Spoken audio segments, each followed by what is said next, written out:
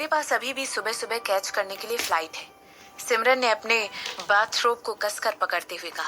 उसकी आंखों से ऐसा लग रहा था जैसे वो शशांक के ऊपर तलवारें चला रही थी। वो इसलिए इतना ज्यादा गुस्से में दिखाई दे रही थी क्योंकि उसकी नींद खराब कर दी गई थी। चंद्र कपूर ने मुझे सब कुछ बता दिया है। चंद्रशेखर अपनी बेटी के दर्शन को इग्नोर करते हुए कंटिन्यू करते हुए कहने लगा। अपने हाथों को पॉकेट में डालकर वो इस समय लिविंग रूम में लगी हुई सिमरन की मुस्कुराते हुए चेहरे के साथ वाली पेंटिंग देख रहा था। बाय द वे, ये बहुत अच्छी पेंटिंग है, ये तुम्हें सूट कर रही है। जैसे ही चंद्रशेखर ने नोटिस किया कि सिमरन चुप हो गई है, वो तुरंत एक गहरी सांस लेते हुए अपनी नजरों को शशांक की तरफ करते हुए देखने लगा। शशांक उन दोनों की तरफ ही बढ़ रहा था। मैं माफी चाहता हूँ, मुझे आपके आराम करने के समय पर आना पड़ा, लेकिन मुझे लगा आप लोगों के यहाँ से निकलने से पहले मुझे आप लोगों को ये बता देना चाहिए। चंद्रशेखर ने ऐसा कहते हुए शशांक का दिया हुआ कॉफी का कप पकड़ लिया और कहने लगा, थैंक यू।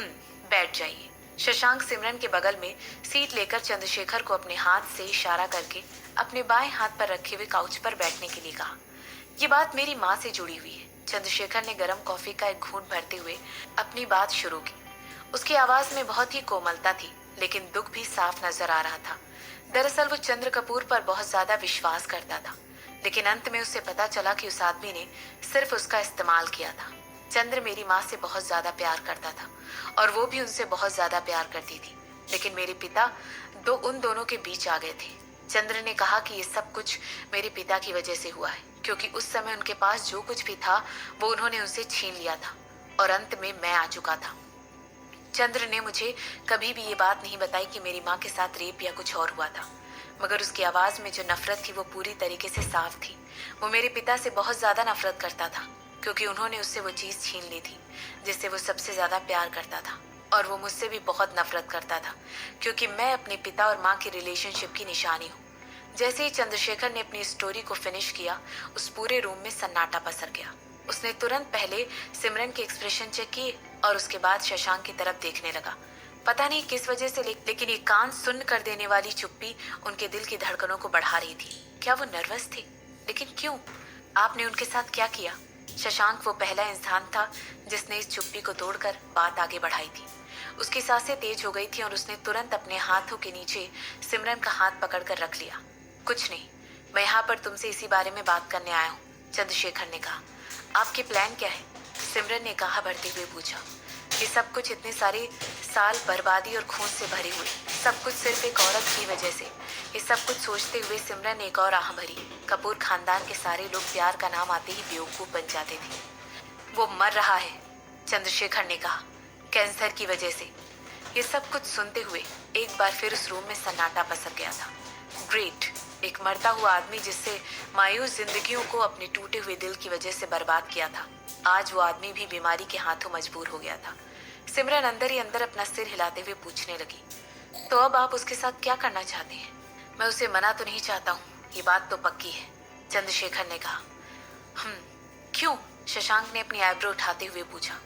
क्यों से तुम्हारा क्या मतलब है? वो ऑलरेडी मर रहा है, चंद्रशेखर ने अपने ओपिनियन को बड़े ही साफ तरीके से एक्सप्रेस करते हुए कहा था। इतने सारे हंगामे और चालों के बाद, इतनी सारी मेहनत से की गई प्लानिंग के बाद और इतनी सारी ना मरने वाली कोशिशों के बाद, जब वो आदमी शांति के साथ रहना चाहता था, वो आगे बढ़ना चाहता था और जोया को तिल तिल मरते हुए देखना चाहता था, चंद्रशेखर वाकई में कंटेंट हो चुका था।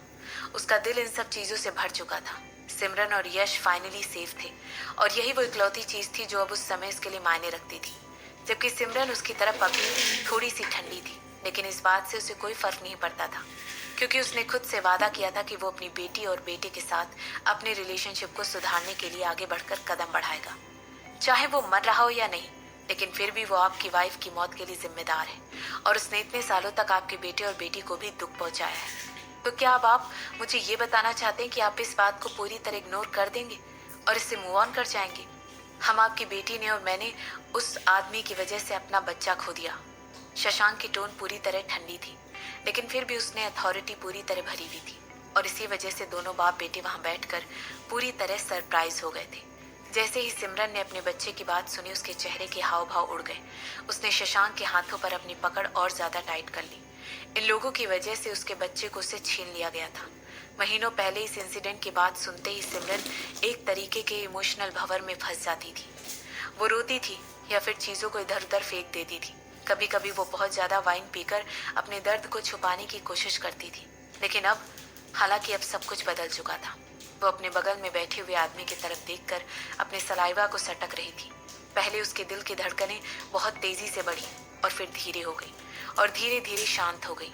इसके बाद उसने धीरे से शशांक के हाथों पर अपनी पकड़ लूज कर दी थी। सिमरन चंद्रशेखर की तरफ से किसी जवाब की उम्मीद कर रही थी और उसकी आंखों में इंटरेस्ट साफ दिखाई दे रहा था। और उसे मारने से हमें क्या मिलेगा?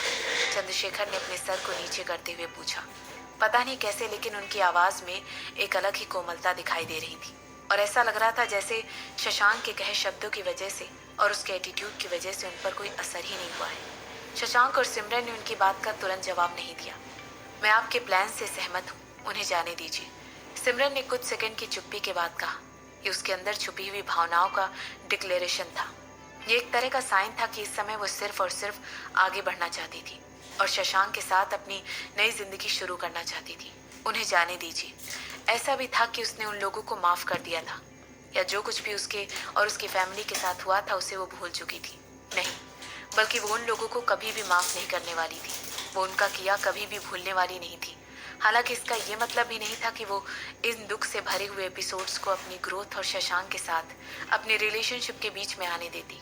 इसी के साथ वो उन लोगों पर भी इसका असर नहीं पड़ने देती जो उसके लिए मायने रखते थे। सिमरन अचानक अपनी सीट से उठकर खड़ी हो गई और कहने लगी, मैं आपको बाहर नहीं भेजूंगी। ऐसा कहने के बाद उसने देखा कि वो दोनों आदमी एक दूसरे की तरफ घूर कर देख रहे हैं। तुम इससे प्यार करते हो? ये पहली बार था जब चंद्रशेखर ने शशांक से अकेले में बात की थी।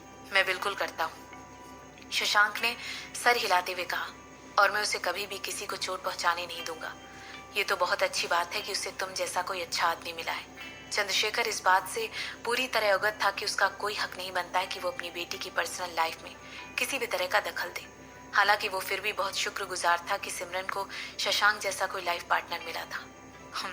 मुझे पता है आप उसके पास जाने की कोशिश कर रहे हो, शशांक ने ऐसा कहते हुए अपने हाथों को फोल्ड करके चेस्ट पर रख लिया। फैमिली हो या ना हो, मैं आपको फिर भी वार्निंग देना चाहता हूँ कि आप उसे चोट नहीं पहुंचाएंगे। मुझे पता है, चंद्रशेखर की तरफ घूर कर देखते हुए कहा। हालांकि उनका इस तरह देखना किसी तरह की कोई दुश्मनी नहीं दिखा रहा था, यहाँ तक कि उसमें बहुत ज्यादा रिस्पेक्ट भरी हुई थी। वो शशांक की बहुत इज्जत करते थे। चंद्रशेखर देख सकता था कि उनकी बेटी से बहुत ज्यादा प्यार करता है। अभी तक चंद्रशेखर को ये बात पता चल चुकी थी कि सिमरन की पर्सनैलिटी कितनी स्ट्रांग है और उसके लिए कमजोर आदमी का उसे हैंडल कर पाना बिल्कुल भी मुमकिन नहीं था। कोई भी आदमी उसकी